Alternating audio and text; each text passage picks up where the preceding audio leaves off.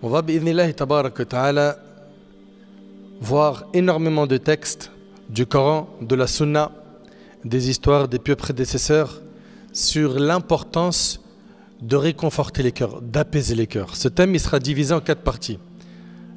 Première partie, le mérite de consoler les cœurs et son encouragement. Deuxième partie, le prophète alayhi salatu wassalam et comment il consolait les cœurs. Troisième partie, des exemples pratiques de consolation des cœurs. Et quatrième partie, les moyens de consoler les cœurs. En arabe, on appelle ça Jabrul Khawatir. Jabrul Khawatir, c'est la consolation des cœurs. Combien on a autour de nous de gens qui sont éprouvés, qui vivent des périodes difficiles et qui ont besoin qu'on les soulage, qu'on les réconforte par une belle parole, par un sourire, par le fait de prendre de leurs nouvelles, par le fait de les visiter, par le fait de les conseiller, par le fait de les aider. Et malheureusement, nombreux sont ceux et celles qui passent à côté de Jabrul Khawatir, du fait de consoler les cœurs. Sufyan Thawri rahimahullah, ce grand savant, écoutez ce qu'il a dit. Ce savant parmi les pieux prédécesseurs, il a dit « Je n'ai jamais vu une adoration par laquelle le serviteur se rapproche de son Seigneur comme le fait de consoler son frère musulman. » Vous entendez? Il a dit « Je n'ai jamais vu une adoration par laquelle le serviteur se rapproche de son Seigneur comme le fait de consoler son frère musulman. » Jabrul Khawatir, consoler les cœurs, réconforter les cœurs, est un parmi les magnifiques comportements dictés par notre religion. Ce comportement reflète la grandeur de l'âme, la noblesse du cœur, la pureté du cœur, la sagesse de l'esprit. À travers Jabrul Khawatir, le fait de réconforter les cœurs, le musulman répare par la grâce d'Allah des âmes brisées, apaise des cœurs meurtris, soulage des corps épuisés et console des personnes ayant perdu des êtres chers. Ce qui rend ce terme encore plus beau, Jabrul Khawatir, c'est que le mot Jabr est dérivé d'un des plus beaux noms d'Allah. Lequel? Oui, Al-Jabbar. Al-Jabbar, qui est un parmi les noms d'Allah. Ce nom, dans toute sa magnificence, apaise le cœur et soulage l'âme. En effet, Allah tabaraka wa ta'ala est celui qui répare la pauvreté par la richesse, la maladie par la santé, l'échec et la déception par la réussite et l'espoir, et la peur et la tristesse par la sécurité et la peur. Il est Al-Jabbar, celui qui comble abondamment les besoins de ses créatures. Rentrons direct dans le vif du sujet en voyant la première partie, le mérite de consoler les cœurs et son encouragement. Soulager les détresses et faciliter les affaires des gens autour de nous, ça fait partie de ce qui réconforte les cœurs. Et notre bien-aimé Muhammad sallallahu alayhi wa sallam a dit, et s'il vous plaît, soyez attentifs sur chaque phrase de ces textes qu'on va évoquer. Dans le hadith d'Abi Huraira qui est rapporté par Muslim, le prophète sallallahu alayhi wa sallam a dit « Quiconque soulage un croyant d'une peine dans ce monde, Allah le soulagera d'une des peines du jour de la résurrection. » Tu as soulagé ton frère d'une des épreuves qu'il vivait sur terre, Allah te soulagera d'une des épreuves du jour du jugement. Et on est bien d'accord pour dire que les épreuves du jour du jugement sont beaucoup plus dures à supporter que celles de ce bon monde, n'est-ce pas? Donc si j'aide un de mes frères, si toi ma soeur, tu aides une de tes sœurs en la soulageant d'une détresse, d'une épreuve, Allah te soulagera le jour du jugement d'une épreuve. Et ça fait partie de ce qui réconforte les cœurs, quand tu as quelqu'un à côté de toi qui est là pour te soulager au moment de l'épreuve. Le prophète sallallahu alayhi wa sallam dit dans la suite du hadith, quiconque vient en aide à quelqu'un en difficulté, Allah lui accordera la facilité dans ce monde et dans l'au-delà. Quiconque couvre les défauts d'un musulman, Allah couvrira les siens dans ce monde et dans l'autre. Allah aide le serviteur tant que celui-ci aide son frère. Et c'est rapporté par l'imam Muslim. Tant que tu aides ton frère en Allah, Allah t'aide. La consolation des cœurs peut toujours se retrouver dans diverses situations. Je répète ce qu'a dit Sufyan Thawri rahimallah, il a dit « Je n'ai jamais vu une adoration par laquelle le serviteur se rapproche de son Seigneur comme le fait de consoler son frère musulman. » Et d'après Abdullah ibn Omar radiyallahu anhuma, un homme s'est rendu auprès du prophète alayhi salatu wassalam, et il lui a dit, écoutez la question, parce qu'en fait les compagnons radiyallahu anhum, il leur arrivait souvent de poser des questions sur les meilleures œuvres, les meilleures actions. Il lui a dit quels sont les gens les plus aimés par Allah et quelles sont les œuvres les plus aimées d'Allah. Le prophète alayhi salatu wassalam a dit les gens les plus aimés d'Allah sont ceux qui profitent le plus aux autres. Ce hadith on l'a entendu plein de fois. Mais combien de fois on a cherché à être utile? Les gens les plus aimés d'Allah sont ceux qui profitent le plus aux autres. C'est ceux qui sont le plus utiles pour les autres. Et quand on dit être utile, les gens ils pensent quoi? Au côté financier, c'est-à-dire je vais aider quelqu'un avec de l'argent. Pas que. Il n'y a pas que de ce moyen-là qu'on peut être utile. Mais tu peux être utile en accordant à quelqu'un du temps pour lui enseigner quelque chose de la religion, lui enseigner une science. Là, tu as été utile, oui ou non? En le conseillant, tu as été utile. Il t'a consulté, tu l'as conseillé. Également en lui disant une bonne parole. Dans la suite du hadith, le prophète m'a dit les œuvres les plus aimées par Allah sont rendre un musulman joyeux. Donc les gens les plus aimés d'Allah, c'est ceux qui sont le plus utiles. Tu peux être utile. Tu as un voisin à toi, il ne sait pas écrire le français, il veut quelqu'un pour l'aider à rédiger un courrier. Je vais vous aider, monsieur. Tu as été utile ou pas? Il y a tellement de moyens d'être utile et donc de faire partie des plus aimés par Allah. Et en plus, regardez, il y a une grande différence entre être aimé par Allah et être parmi les plus aimés d'Allah. Le hadith, il dit, les gens les plus aimés d'Allah sont ceux qui profitent le plus aux autres. Et les œuvres les plus aimées d'Allah sont le fait de rendre un musulman joyeux. Rendre un musulman joyeux, ça se fait facilement. Comment? En prenant de ses nouvelles, tu lui envoies un message. Salam alaikum, c'était juste pour prendre de tes nouvelles, j'espère que tu vas bien. Ça réconforte pas les cœurs, ça? Également, le fait de le visiter. Wallahi al-azim, une visite pour Allah, comment ça fait chaud au cœur. Une visite où il n'y a pas d'intérêt de ce bas monde. Je t'ai pas visité parce que j'ai quelque chose à gratter derrière. Un contact, tu vas me rendre un service. Non, je suis venu te visiter que parce que je t'aime pour Allah. Parmi les choses qui vont rentrer la joie dans le cœur du musulman, le fait de lui offrir un cadeau. Et le cadeau, c'est le geste qui compte. C'est pas sa valeur. Il a pensé à moi, il m'a ramené un cadeau. Même si c'est un petit musk, un petit parfum.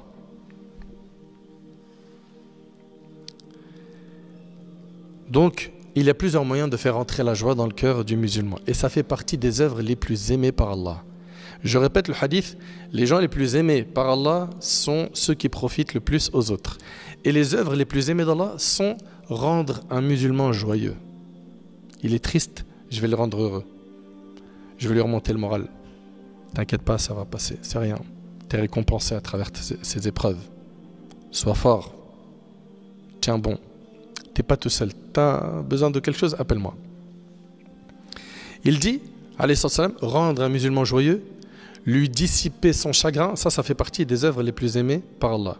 Lui régler une dette, apaiser sa faim. Apaiser sa faim. On a parmi nous des gens qui ont de la famille au bled, qui sont dans le besoin. C'est vrai ou c'est pas vrai? Tu penses, toi, à leur envoyer de temps en temps un petit peu d'argent pour qu'ils puissent manger? Par la grâce d'Allah, c'est une réalité. On manque de rien ici, en France, c'est vrai ou pas? Le frigo, il est plein, tu as l'embarras du choix, la viande, poulet, il y en a dans le congèle. Aujourd'hui, je vais prendre quoi? Poulet, saumon. Il y en a d'autres, ils ne savent pas ce que c'est, ça. Moi, je suis parti dans des pays, je ne vais pas les nommer pour pas que les gens se sentent vexés. Je suis parti dans des pays où ils vivaient dans des bidonvilles, mais c'est un nombre incalculable de gens qui vivent dans des bidonvilles. Et quand je leur ai dit, mais l'électricité de ça, ils m'ont dit, ils n'ont pas d'électricité. Je leur ai dit, non, mais pour le frigo et tout. Ils m'ont regardé, ils m'ont dit, mais ils n'ont pas de frigo. Tu sais, les choses chez nous, c'est normal de l'avoir. Ils n'ont pas ça. Je dis, mais pour stocker tout ça, la nourriture, il me dit, non, ils achètent au jour le jour. Je dis, ah ouais. Après, il me dit, et d'ailleurs, par rapport au repas, c'est avec du bois, ils allument un feu, il n'y a pas de four, tous ces trucs-là, le luxe dans lequel nous on vit. Enfin, parmi les choses qui font que tu fais les œuvres les plus aimées par Allah, c'est apaiser la faim de ton frère. Et le prophète sallam il dit, le fait que je marche avec un frère en islam, pour l'aider à accomplir une chose dont il a besoin, donc pour l'aider à accomplir une chose dont il a besoin, mais plus aimé que de faire la retraite spirituelle dans cette mosquée, c'est-à-dire sa mosquée, pendant un mois. C'est-à-dire pour lui, alayhi salatu wassalam, il dit dans ce hadith rapporté par l'imam al-Asbahani, il dit, s'occuper des affaires de mon frère, pour moi, ça vaut mieux que de rester un mois à faire des adorations dans ma mosquée. Allahu Akbar. Tout ce qu'on vient de voir dans ce hadith réconforte le cœur. Je répète, les gens les plus aimés par Allah sont ceux qui profitent le plus aux autres. Les œuvres les plus aimées par Allah sont rendre un musulman joyeux, lui dissiper son chagrin, lui régler une dette, apaiser sa faim. Subhanallah. Les compagnons radiyallahu anhum, ce sont les élèves du prophète alayhi salatu wassalam. Ils étaient soucieux d'accomplir des actes d'adoration et de se rapprocher de ce qui plaît à Allah subhanahu wa ta'ala. Ils demandaient souvent au prophète sallam quels étaient les meilleurs actes et ceux qui rapprochent le plus d'Allah. Et les réponses du prophète sallam différaient en fonction des personnes, de leur situation et de ce qui était le plus bénéfique pour chacun d'entre eux. Alayhi salatu wassalam. Notre bien-aimé Muhammad sallallahu alayhi wa sallam, dans ses invocations, qu'est-ce qu'il disait? Ce hadith-là, il est rapporté par l'imam al-Tirmidhi, selon Ibn Abbas. Le prophète, il disait Allahumma ghfirli, warhamni, wajburni, wahdini, warzuqni. Ô Seigneur, pardonne-moi, accorde-moi ta miséricorde, pense mes blessures. Pense mes blessures. Wajburni, guide-moi, procure-moi ma subsistance. Et c'est rapporté par l'imam al-Tirmidhi. Allah tabarak wa ta'ala, le Tout-Puissant, a réconforté le cœur du prophète Youssouf alayhi salam lorsque ses frères l'ont jeté où? Dans le puits. Allah tabarak wa ta'ala a dit فَلَمَّا ذَهَبُوا بِهِ وَأَجْمَعُوا أَنْ يَجْعَلُوهُ فِي غَيَابَةِ الْجُبِّ وَأَوْحَيْنَا إِلَيْهِ لَتُنَبِّئَنَّهُمْ بِأَمْرِهِمْ هَذَا وَهُمْ لَا يَشْعُرُونَ. Après qu'ils l'eurent emmené, ils se décidèrent à le jeter au fond du puits. Nous révélâmes à Youssouf, tu les informeras plus tard de cela sans qu'ils ne se rendent compte qu'il s'agit de toi. Allah subhanahu wa ta'ala a réconforté son cœur. Allah ta'ala réconforta le cœur de la mère de Moussa lorsqu'il lui rendit son fils pour qu'elle trouve apaisement et joie. Allah ta'ala dit فَرَدَدْنَاهُ إِلَى أُمِّهِ كَيْ تَقَرَّ عَيْنُهَا وَلَا تَحْزَنْ وَلِتَعْلَمَ أَنَّ وَعْدَ اللَّهِ حَقٌّ Ainsi, nous le rendîmes, qui, Moussa, à sa mère, afin qu'elle se réjouisse, ne s'afflige plus et sache que la promesse d'Allah est véridique, mais la plupart des hommes ne le savent pas. Allah tabarak wa ta'ala, le Tout-Puissant, réconforta notre bien-aimé Muhammad sallallahu alayhi wa sallam. Après que son peuple lui maltraitait, il quitta la Mecque par ordre d'Allah pour émigrer où? À Médine. Allah Azza wa Jalla dit Inna alladhi farada alayka al-Qur'an la radduka ila ma'ad. Qul rabbi a'lamu man ja'a bil huda wa man huwa fi dalalin mubin. Celui qui t'a révélé le Coran te ramènera là où tout fera retour, c'est-à-dire la Mecque, selon une opinion. Le prophète Sami, il est ici triste de quitter la Mecque et Allah l'apaise, le réconforte. Celui qui t'a révélé le Coran te ramènera là où tout fera retour, c'est-à-dire la Mecque selon une opinion. Dis, mon Seigneur c'est mieux que quiconque qui apporte la guidée. Dis, mon Seigneur c'est que quiconque qui apporte la guidée et qui est dans un égarement manifeste. Le prophète qui aimait la Mecque, où il était né, c'est là-bas où il a grandi, il en a été chassé injustement. Dans cette situation difficile et cette séparation douloureuse, il avait besoin de réconfort et de patience. Allah tabaraka wa ta'ala lui fit descendre un verset du Coran confirmant que celui qui lui a imposé le Coran et l'a envoyé comme messager, il lui a ordonné de transmettre sa loi, le ramènera à son lieu d'origine, la Mecque, en triomphe et en honneur. Allahu Akbar. Allah Ta'ala a dit ton Seigneur te comblera et tu seras satisfait. Vous avez vu comment Allah il réconforte notre bien-aimé Muhammad alayhi salatu wassalam. Regardez la beauté de l'abondance continue de ce verset qui conduit le croyant à un état de satisfaction. Subhanallah. Notre bien-aimé Muhammad sallallahu alayhi wa sallam, dans le hadith de Abdullah ibn Amr ibn al-As, il a récité la parole d'Allah où Ibrahim alayhi salam a dit Rabbi innahunna adlalna kathiran minan nas faman tabi'ani fa innahu minni. Ô mon Seigneur, donc le prophète il a récité ce verset Oh mon Seigneur, elles, les idoles, ont égaré beaucoup de gens. Quiconque me suit fait partie des miens. Quant à celui qui me désobéit, alors c'est toi le pardonneur, le très miséricordieux. Et il a récité cette parole de Isa alayhi salam. In tu'adhibhum fa innahum ibaduk. Wa in taghfir lahum fa innaka antal azizul hakim. Si tu les châties, ils sont certes tes serviteurs. Et si tu leur pardonnes, c'est certes toi le tout-puissant, le sage. Ensuite, le prophète sallam, il lève les mains et il dit: oh mon Seigneur, ma communauté. Et il se mit à pleurer. Il a dit ummati, ummati, ma communauté, et il a commencé à pleurer.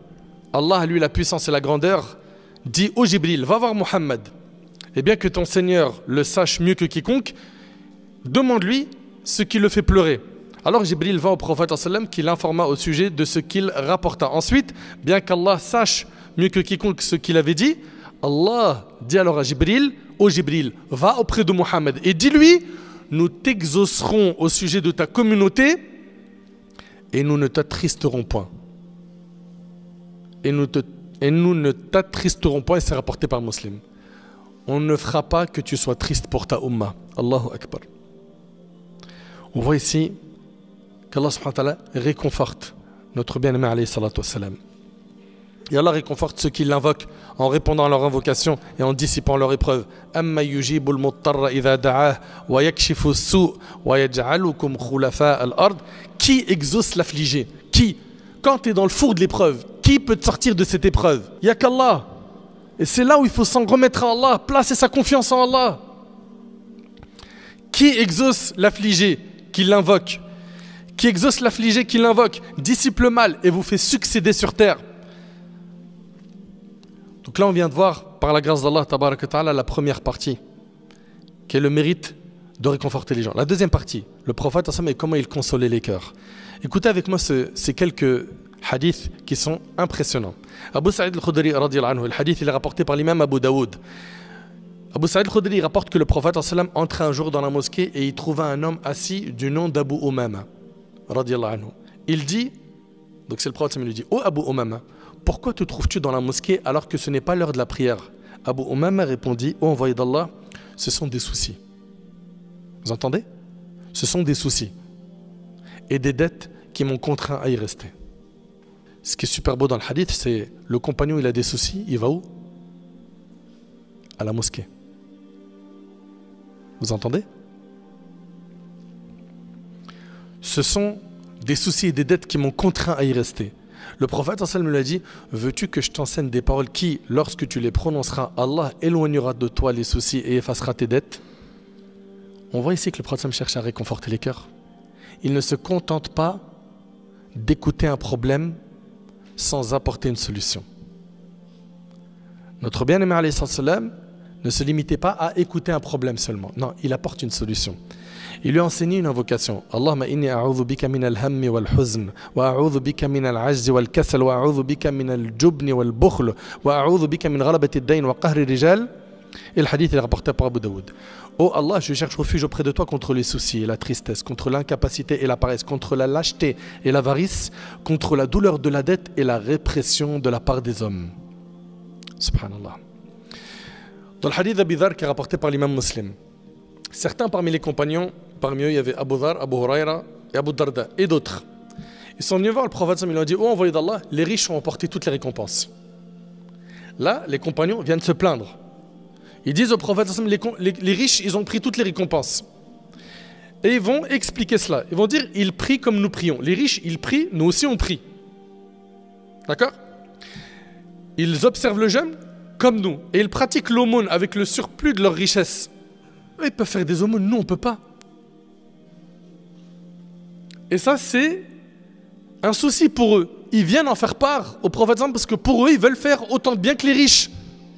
Vous avez vu, c'était quoi les soucis des compagnons? Comparer les soucis des compagnons aux nôtres. Eux, leur objectif, c'est comment faire pour avoir les plus hauts degrés du paradis. Nous, c'est comment avoir le maximum de matériel sur terre. On voit bien qu'il y a une grande différence entre leurs soucis et les nôtres. Eux, leurs soucis, nous, on prie comme ils prient, on jeûne comme ils jeûnent, sauf qu'eux, ils peuvent faire des aumônes, nous, on ne peut pas. Et le prophète, il va réconforter ses cœurs. Et il va leur donner une solution. alayhi salatu wassalam. Il va leur dire, Allah ne vous a-t-il pas accordé de quoi faire l'aumône? Chaque fois que vous dites Subhanallah, c'est une aumône. Allahu Akbar. Chaque fois que vous dites Allahu Akbar, c'est une aumône. Chaque fois que vous dites Alhamdulillah, c'est une aumône. Chaque fois que vous dites La ilaha illallah, c'est une aumône. Vous entendez ou pas? Et ça, c'est pas valable que pour les compagnons, même pour nous. Quand tu dis Subhanallah, c'est une aumône.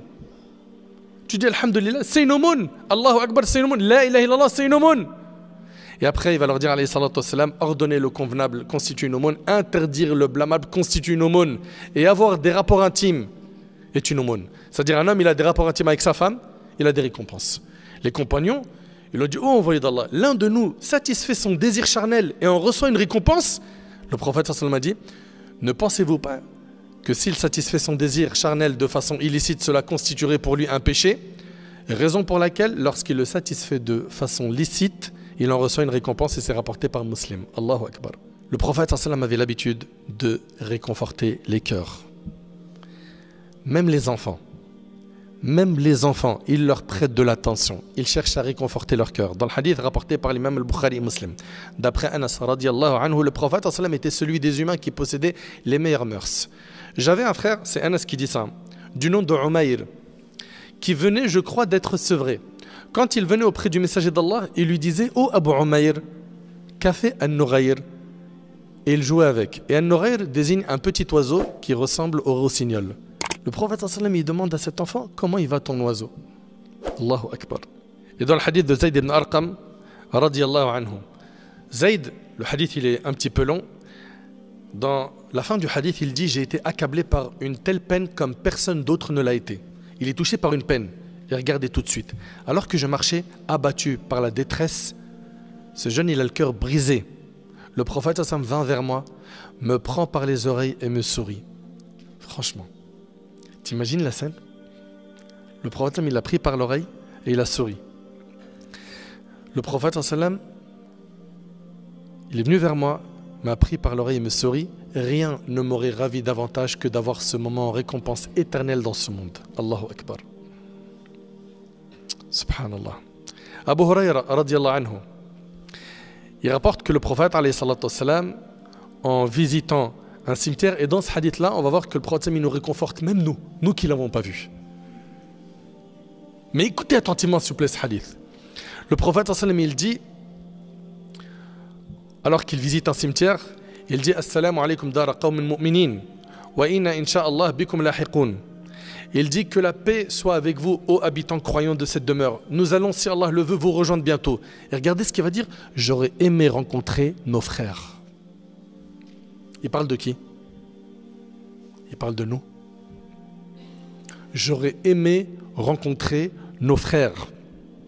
On lui dit, nous ne sommes pas tes frères, ô envoyé d'Allah. Il a dit, vous êtes mes compagnons. Nos frères sont ceux qui viendront après. Allahu Akbar. Allahu Akbar. Et le hadith il est rapporté par l'imam Malik dans le Muwatta, il est un peu plus long que cela.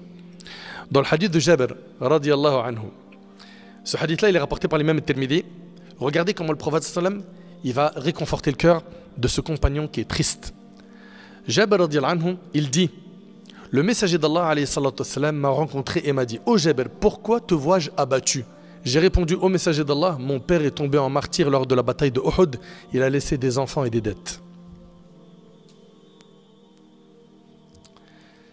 Le prophète alayhi salatu wassalam dit, ne veux-tu pas que je te donne une bonne nouvelle concernant ce qu'Allah a réservé à ton père? Le compagnon lui dit, bien sûr, ô messager d'Allah. Il dit, Allah n'a jamais parlé à personne directement, sauf derrière un voile, mais il a ressuscité ton père et il lui a parlé face à face. Allahu Akbar. Regardez comment il réconforte les cœurs des gens autour de lui, alayhi salatu wassalam. Il lui a dit, Allah a dit, ô mon serviteur, exprime un souhait et je te l'accorderai.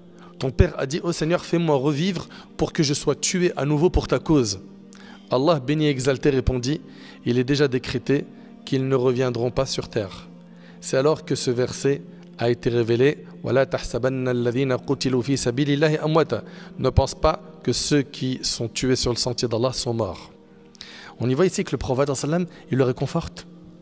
Jabir, il est triste, radiyallahu anhu, il le réconforte. Il voit des compagnons tristes, il les réconforte. On en est où nous par rapport à ça? On n'a pas autour de nous des gens qui ont besoin de réconfort? Vous n'avez pas remarqué qu'on vit une époque aujourd'hui où chacun il pense qu'à lui? Tant que moi, quand je ferme la porte de chez moi, le frigo il est plein, ma famille manque de rien, voilà, j'ai de quoi manger, boire, j'ai le wifi, ça y est, c'est fini, j'ai plus de soucis. Les autres, tant pis, Allah ya'aoun, qu'Allah il leur facilite. Ah, c'est vrai, c'est pas facile, hein. C'est tout. Le prophète sallam, il n'était pas comme ça. Il bougeait, il était actif. Le prophète sallam, dès qu'il a reçu la prophétie, il ne s'est pas arrêté. Da'wa, faire le khir, faire le bien, appeler Allah, apaiser les gens, les réconforter, les aider. Nous, on en est où, nous? Qu'est-ce qu'on fait, nous, pour Allah? On réconforte qui auprès de nous? Nos proches, notre famille. Est-ce qu'on fait le nécessaire avec eux? Nos enfants, nos épouses, nos parents. Est-ce qu'on cherche à les réconforter, à faire entrer la joie dans leur cœur? Troisième partie des exemples pratiques de consolation des cœurs. L'imam Ahmad rahimahullah n'oublia jamais Abul Haytham. Vous allez me dire, c'est qui Abul Haytham? Abul Haytham l'avait soutenu et réconforté lors de sa dure épreuve. Il priait pour lui à chaque prière en disant: oh Allah, pardonne à Abul Haytham. Oh Allah, fais miséricorde à Abul Haytham. Le fils de l'imam Ahmad, lui demanda: qui est Abul Haytham pour que tu pries pour lui à chaque prière? Il répondit: c'est un homme qui, lorsque ma main fut étendue pour être fouettée et que j'allais être battu, un homme m'a tiré par mon vêtement de derrière et m'a dit: me reconnais-tu? Je lui ai dit non. C'est-à-dire, l'imam Ahmad, il est en train de souffrir pour Allah. D'accord? Il a subi beaucoup d'épreuves de son vivant. Et là, il y a quelqu'un qui le tire par derrière, il lui dit: est-ce que tu me reconnais? Il lui dit non. Il lui dit: je suis Abul Haytham, le voleur notoire, celui qui vole trop. Et qu'est-ce qu'il va lui dire? Abul Haytham, il va dire à l'imam Ahmad: il est inscrit dans les registres du calife que j'ai été fouetté 18 000 fois. En plusieurs fois. Et j'ai supporté ça pour obéir au diable pour le plaisir de ce bas monde. Alors supporte toi aussi dans l'obéissance au miséricordieux pour la religion. Allahu Akbar. Et ça c'est ce qu'on retrouve dans les mérites de l'imam Ahmad ibn al-Jawzi. On voit ici qu'Abul Haytham, c'était un voleur. Et il a conseillé l'imam Ahmad de tenir bon. Et l'imam Ahmad, ça lui a tellement fait chaud au cœur qu'il lui faisait dua tout le temps. Wallah, pardonne à Abul Haytham. Allahu Akbar. Il ne fait aucun doute que chacun de nous garde en mémoire des personnes qui ont joué un rôle déterminant par les actions inlassables. Par leurs actions inlassables à travers des situations mémorables, que ce soit par la parole, l'action, un message, une idée ou une bonne parole qui ont apaisé des âmes et réchauffé des cœurs. Chacun d'entre nous comme ça a à l'esprit des noms de personnes qui nous ont aidés dans des virages difficiles de notre vie. Subhanallah. Ces moments sont gravés et ne s'oublient jamais. Notre bien-aimé alayhi salam n'a jamais oublié l'attitude d'Al-Mut'im ibn Adi lorsqu'il l'a protégé en le mettant sous sa protection le jour de son retour de Taïf, alors qu'il était triste et accablé. Subhanallah. Il arrive que, en été, quand on part au bled, on rencontre des gens qui sont dans des situations très difficiles. Un vendeur qui est sous le soleil toute la journée pour vendre des fruits ou des légumes. Pourquoi tu n'irais pas réconforter son cœur en lui achetant quelque chose, en l'aidant? Parmi les moyens de réconforter les cœurs des gens, accepter les excuses. Aussi, les échanges de cadeaux avec les amis, les proches, les parents. Le prophète sallallahu alayhi wa sallam n'a-t-il pas dit: offrez-vous des cadeaux, vous vous aimerez, comme c'est rapporté par le Bukhari? La bienveillance, sous sa forme la plus noble, consiste à acheter à tes parents ce dont ils ont besoin et à les surprendre avec ce qu'il manque. C'est-à-dire, leur acheter ce qu'ils ont besoin, c'est bien, mais les surprendre avec ce qui leur manque. Ça, c'est ce qu'on doit viser. Pourquoi? Pour réconforter leur cœur. Et sans qu'ils nous demandent, mais par pure générosité de notre part. Cet acte incarne la plus belle expression de réconfort des cœurs et apporte la joie et bonheur dans leur cœur. N'oublions pas non plus les personnes dans le besoin, le pauvre dont le cœur est brisé, ainsi que l'opprimé, qu'il est beau de réserver une part de notre argent pour donner fi sabilillah aux gens qui sont dans le besoin. En ces temps, il est plus que nécessaire de réconforter les cœurs, de les soulager et de faire le nécessaire pour apaiser ceux qui sont autour de nous. Dans nos sociétés, on a des femmes suspendues, ni totalement mariées, ni divorcées. On a des femmes veuves, des pauvres, des orphelins, des personnes endettées, accablés par la tristesse et l'inquiétude, accablés par les épreuves de la santé, d'autres qui ne trouvent pas d'université, de travail, de conjoint, ou qui n'arrivent pas à se marier. Certains sont très malades, les soucis sont nombreux. Et réconforter le cœur ne nécessite pas beaucoup d'efforts ni de grande énergie. Une simple parole, ça apporte énormément. Une simple parole, un rappel, une invocation, une exhortation suffit. D'autres peuvent avoir besoin d'aide matérielle ou simplement de soutien social. Certains se contentent d'un sourire. On doit donc s'efforcer d'apporter de la joie et du bonheur dans le cœur de nos frères et sœurs, en gardant en tête que la charité et les bonnes actions nous rapportent à nous aussi du bien. Dernière partie de cette conférence, c'est quels sont les moyens par lesquels nous réconfortons les cœurs. On en a parlé tout au long de la conférence, mais consoler les âmes brisées et apaiser les âmes ne se limite pas seulement aux paroles. Ça passe aussi par le soutien financier. Ça passe par une aide sociale, des conseils, des orientations, des invocations, des demandes de pardon pour eux, ou encore en répondant à leurs besoins. La capacité à consoler les autres, écoutez attentivement ce qui arrive s'il vous plaît, c'est hyper important. La capacité à consoler les autres est proportionnelle à la foi. Plus la foi est faible, plus la capacité à consoler diminue. Plus la foi elle est forte, plus cette capacité augmente. Subhanallah. Parmi les moyens d'apaiser les âmes, il y a le fait de présenter les condoléances à une personne qui a perdu un être cher. L'assister au moment de cette épreuve. L'individu est faible par lui-même, mais lorsqu'il reçoit des paroles de réconfort et de soutien, les épreuves difficiles deviennent plus faciles à surmonter, n'est-ce pas?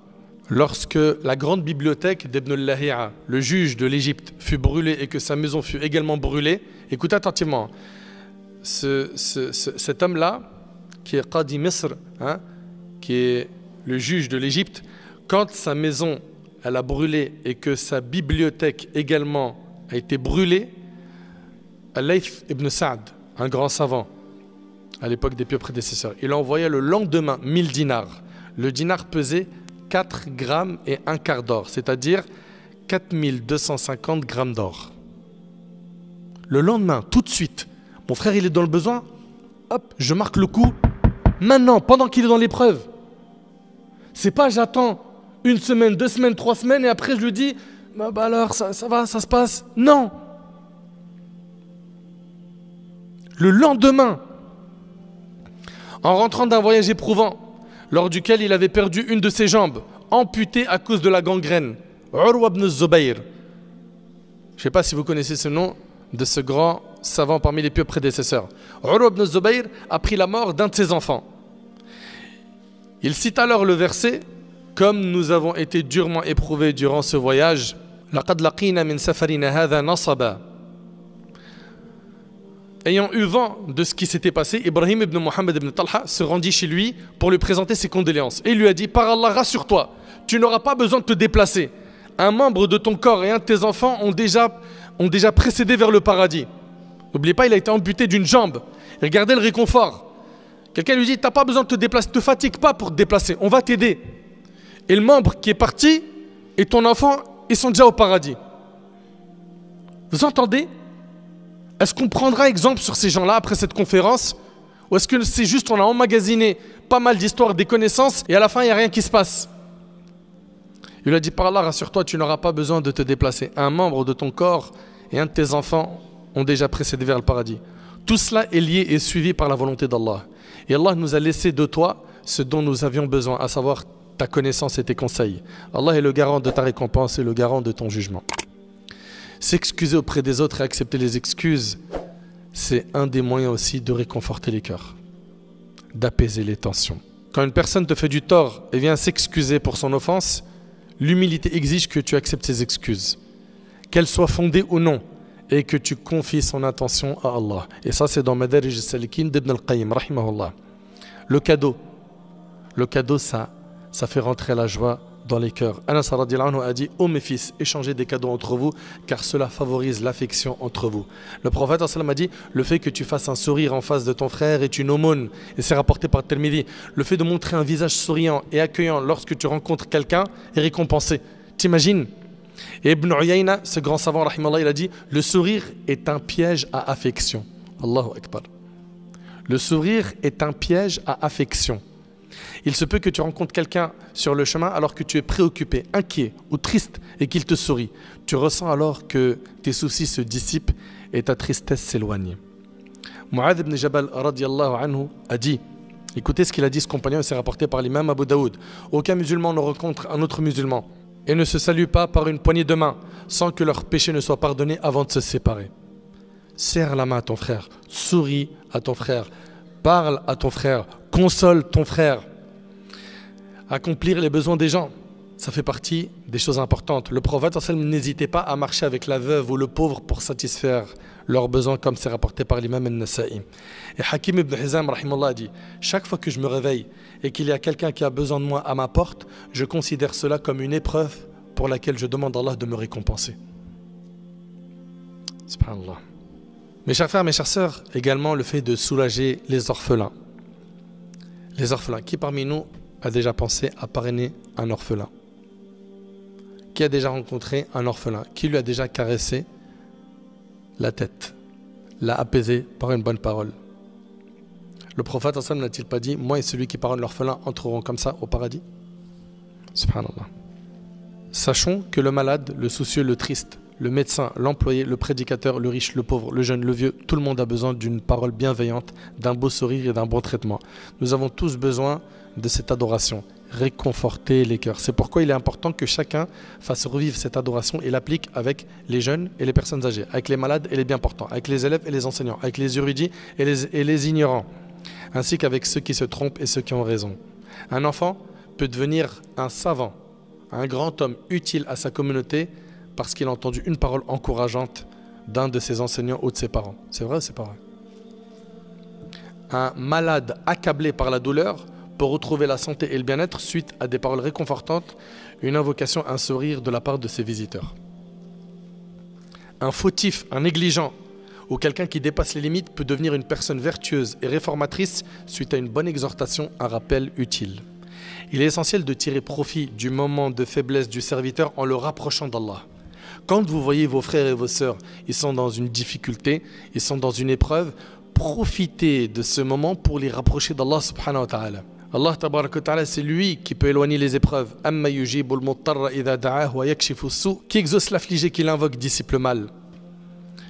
D'après Abu Hurayra radiyallahu anhu, le prophète a dit, tout ce qui touche le croyant comme fatigue, comme maladie, comme souci, comme tristesse, comme gêne, comme angoisse, même une épine qui le pique, est une expiation d'Allah de ses péchés rapportés par le Bukhari. Rappelons ce texte à ceux qui sont autour de nous et qui ont des soucis, qui ont des épreuves, qui sont malades.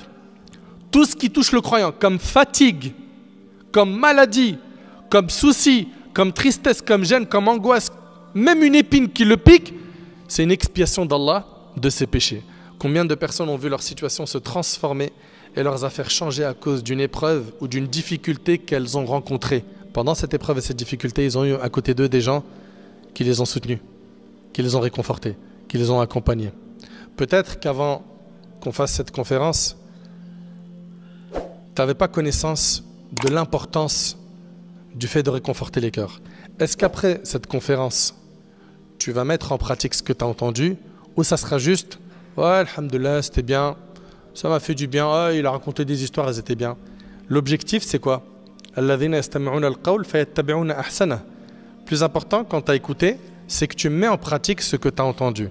Enfin, j'implore Allah subhanahu wa ta'ala de faire de nous des clés pour le bien, des barrières contre le mal. J'implore Allah subhanahu wa ta'ala de nous utiliser dans le bien jusqu'à notre dernier souffle. J'implore Allah tabarak wa ta'ala de nous rendre utiles. J'implore Allah subhanahu wa ta'ala de nous accorder une bonne compréhension de sa religion, de nous accorder la piété, la véracité dans les paroles et dans les actions.